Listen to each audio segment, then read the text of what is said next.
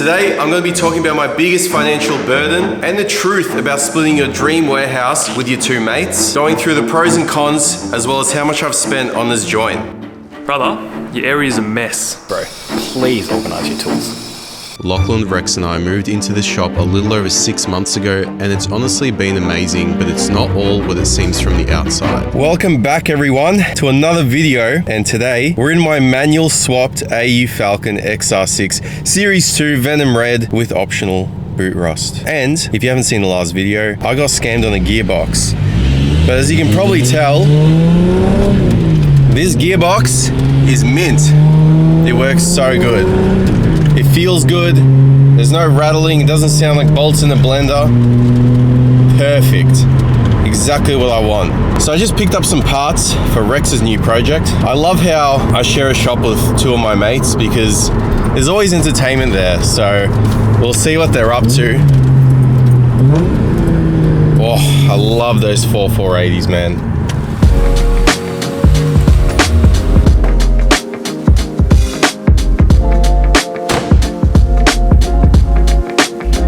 So I just picked up some parts for my mate Rex because he recently picked himself up an 80 series Land Cruiser. So usually when I'm on the way to the warehouse, one of the boys calls me up and asks for parts. I'm a decent bloke. So here you go, Rex. Thanks, man. Some Sparkies. Thanks, man. And what did I get you, Lachlan? Got me a AU Falcon clutch cable after I destroyed my last one. And what else did you destroy? Whatever's left of this. One too many clutch kicks. Yeah. Only this shit happens to Lachlan. Peter's just rocked up to the shop with his XR50 factory manual. I don't know what he's doing to it. It's all happening here today. It's like a chain reaction. One mate rocks up and then 5 more rock up after that.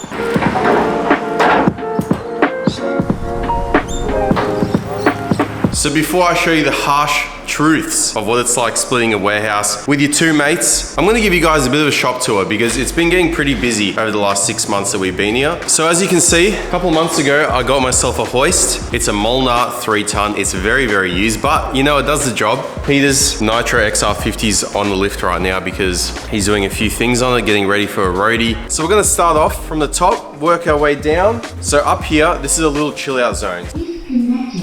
So we've got a couple of couches, got one here, one there, we got my lappy. Sometimes I come up here. These fucking idiots left the... This is where we chill. This is where we have the good times, and this is where Nathan edits some of his videos late at night. The good times. So this area is pretty good, but there's no light. So when it's dark, it gets extra dark up here. But if you got a laptop, you got a backlit keyboard, you can do your work, it's fine. This area is trash right now. It's a pretty good viewing spot to see what everyone's doing up here. Got XR50, got my EF, which is a garage ornament, a Honda Accord. Over time, this area will get a lot better. It'll be much more inviting, but it works for the meantime. A friend of ours, Elon, actually built us this beautiful staircase. He's a chippy by trade, so he did us a favor, and in return, we were gonna swap this M54 and 6-speed ZF Trans into his E46, but he's fucked off to Europe, so who knows when that's gonna happen. One of the comments in my last video was asking if Peter is on the gear because he's so skinny now. Yeah. Or if you're sick. Are you sick? I'm not extremely sick or on the gear. No. How much weight have you lost? Well, it was 30, and then I went to Europe, so now it's 26. He went to Europe, got married, went up to 150, and then now he's back down. Yeah. No, he's done good. He's done good. And what are you doing? I spent too much money on car speakers, so now I'm doing sound deadening because You spent an Accord Euro on speakers, didn't you? if you're talking brand new, then yeah, but thank fuck for Marketplace. So as you can see, it's pretty busy around here and not everyone's here. And now that I have a hoist, I'm everyone's best mate apparently. I love you, Nathan. I love you. You're my best friend. You're my bestest best friend in the whole wide world. This is Rex when he films a reel. I'll show you how. I'll show you how Nathan films a video. Ready? Hey guys. So Rex bought the crappiest Land Cruiser in the whole of Australia. Why'd you do that? Well, because the thing is, right, if I bought a clean car, then I'd be bored, man. Like, I wouldn't have anything to do in it. So True. You make your life painful, and then it's more fun. So you buy a non-running Land Cruiser for $2,000. It only makes sense for him to buy something like this. Nah, if you bought something like this too, be mad. Well, yeah, if you make money out of videos and you find enjoyment. I lose money from videos, what are you talking about?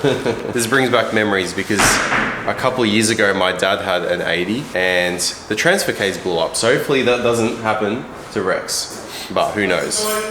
Nathan, you reckon these will pass roadie? Yeah. I got a mate. Oh yeah? Yeah, I got a mate. You want his number? Lick the turbo! Fuck you! Shut up! Lick the turbo! No more of that! Lick the tire! No, fuck off! So this is my area. And as you can see, none of my cars are in my area. There's Alex's shitbox, Peter's shitbox, and there's an engine that's not mine, as I showed you guys earlier. So in my area, I have a shelf and things on it. And not only is there other people's cars in my area, I can't even use my own tools, like this. But in all seriousness, I love letting my mates use my space because if I can help them out, then that's great. Because they don't have hoists, what's the point of having everything to myself, you know? I scratch Peter back, he scratch my back. Scratch my back. I've also got a snap-on toolbox which I lowered my EF onto and broke the top drawer.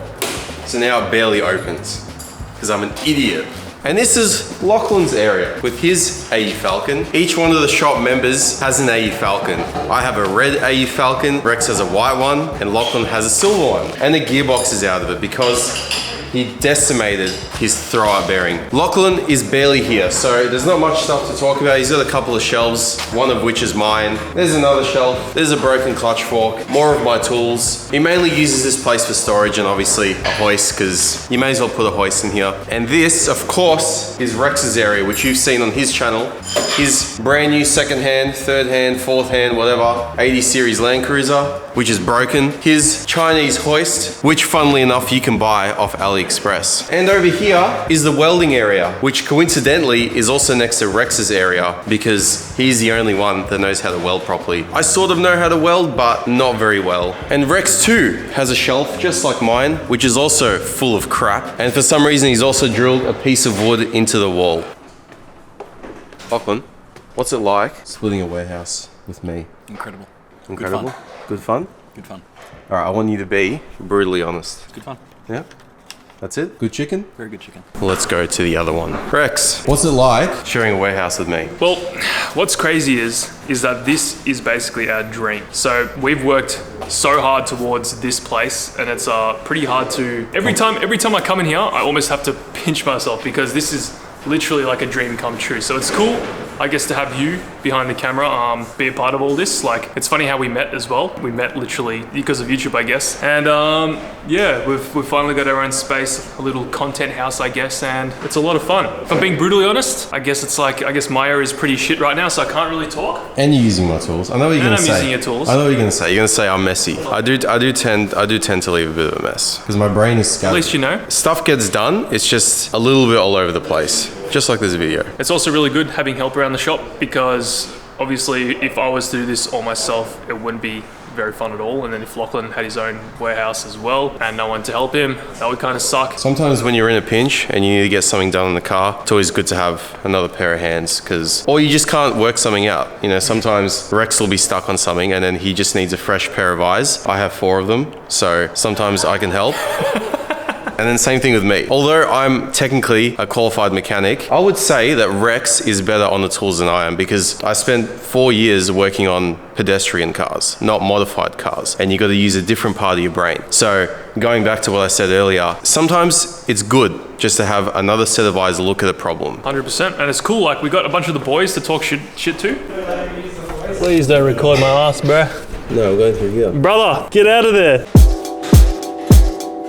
So what are some pros and cons of having a warehouse like this? We're gonna start off with the good stuff. Obvious reason, I have my own space. Because I live at home, I have to be very mindful of the garage space because my parents also have their cars that I need to think about. They didn't want me to move out, but they wanted my shit out of their garage. So I figured this is the most logical solution to the problem. Another positive about this place is that, as you can see, we have hoists. When you first start working on cars, whether it's putting an exhaust on, putting suspension parts in, doing an oil change, it's a bit of a chore because you have to first jack the car up, put on stands, make sure it's stable and it's not gonna fall on you. Whereas with a hoist, all you really gotta worry about is if you're gonna get dirty or not. Even some jobs that you'd normally do on the ground, when you do it on the hoist, you don't get dirty. So you can wear nice pants, nice shirt, jumper, whatever, and you won't necessarily get dirty. Whereas if you're working on the ground, you know that as soon as your back hits the ground, you're gonna get dirty. It also means that you can do more complicated jobs like pulling out gearboxes a lot easier, pulling engines out. It makes it a lot simpler because you're standing up. You have a lot more leverage. You're not getting pissed off because you have to slide around on a dirty floor. Having mates come around, or even the guys that I rent with, is super helpful. Like I was talking about earlier, because when you're doing bigger jobs like a transmission in this car, I'm sure Lachlan had Rex help him pull it out. Now obviously your mates can come to your house and do this stuff, but it's just something different about having your own space. You can do whatever you want, and because you can do whatever you want and it's a commercial space, you can make heaps of noise, as much noise as you want. Even if people are illegally living in warehouses near you, they can't do anything because they're not supposed to be there and you're allowed to make noise. So it really depends if you just want to keep the peace or not. That's the only variable. So what are some cons? Well, obviously, because there are always people at the workshop, it can get a bit noisy, especially when I'm trying to do work, film videos. This doesn't just go for me, it goes for Rex as well. You either have to tell people off or just tell them to piss off, pretty much. But luckily, all the guys understand that Rex and I have work to do, and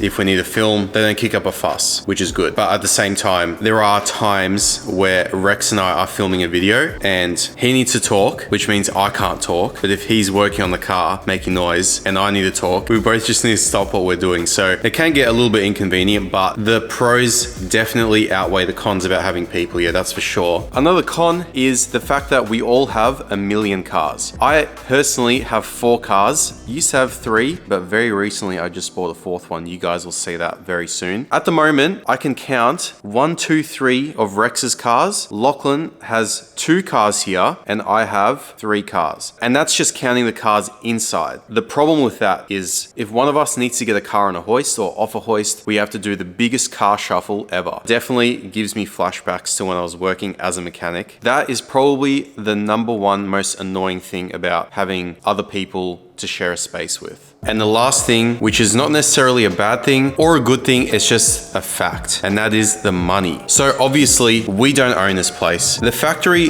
that Lachlan, Rex, and I rent at the moment goes for about $800,000 to $900,000 if we were to buy it. In terms of rent that we pay per person, it averages out, including bills, GST, council rates, body corporate fees, electricity, water, everything, it averages out to be about $300 to $350 per week. There are some months where it's slightly higher and some months where it's slightly lower because we also have insurance on this place, but the lowest it gets is probably about $250 per week per person. One of our criterias was that the warehouse was not too far from our houses. We all live in Southeast Melbourne, and warehouses around where we all live, the going rate for them for about 210 to 250 square meters is between $800 to about $1.1 million. The bond per person was just under $4,000 each. While I'm here, I may as well talk a little bit about the procedure I had on my eyes, because surprisingly, I had a few messages and a few comments from you guys, both in a video that I did a little while ago and also a story post that I put up on my Instagram, asking me whether it's worth it, how the recovery was, and what my vision is like right now. So at the moment, I'm exactly 1 week and 2 days post-op. From the get-go, there was no pain at all. Not beforehand, not during,